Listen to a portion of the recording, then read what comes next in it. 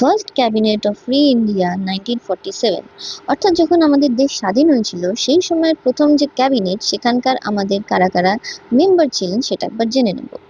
জওহরলাল নেহেরু ছিলেন prime minister, external affairs, commonwealth relations and scientific রিসার্চের ডিপার্টমেন্টে। Sardar Vallabhbhai Patel, home information and broadcasting states. Doctor Rajendra Prasad, food and culture. Maulana Abdul Kalam Azad ছিলেন education অর্থাৎ শিক্ষায়। Doctor John Mathai, railways and transport. R K Shanmukham Chetty ছিলেন ফিনান্সে। ডক্টর বি আর আম্বেদকর ছিলেন ল অর্থাৎ আইনে। জগজীবন রাম ছিলেন লেবার এবং সর্দার বলদেব সিং ছিলেন ডিফেন্সে। রাজকুমারী অমৃত কৌর ছিলেন হেলথ ডিপার্টমেন্টে। সিএইচ ভাবা ছিলেন কমার্সে। রফি আহমদ কিদওয়াই ছিলেন কমিউনিকেশন ডিপার্টমেন্টে।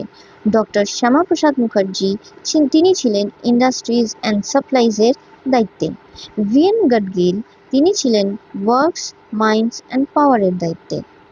তো আমরা সবাই তো জানি যে এখন আমাদের ক্যাবিনেটে কোন কোন মিনিস্টাররা কোন কোন পদ নিয়েছেন, কিন্তু আজকে আমরা এই চ্যাপ্টারে জানলাম যে আমাদের ফার্স্ট ক্যাবিনেট অর্থাৎ 1947 সালে যখন ভারত স্বাধীন হয় সেই সময় আমাদের ক্যাবিনেটের প্রতিটা পদে কারা ছিলেন এবং তাদের দায়িত্বে কোন কোন ডিপার্টমেন্ট ছিল।